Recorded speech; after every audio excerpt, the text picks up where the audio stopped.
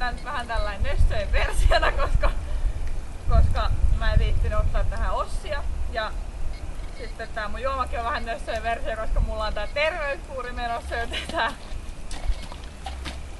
erittäin pahamakuinen vesi on nyt mun juoma. Ja joo.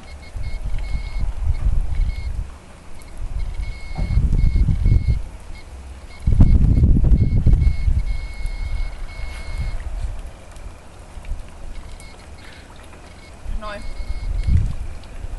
Eli haastan sitten Matilda Silvon ja Iida Komin ja Terhi Lehtimäen ja Terhi sä teet tän.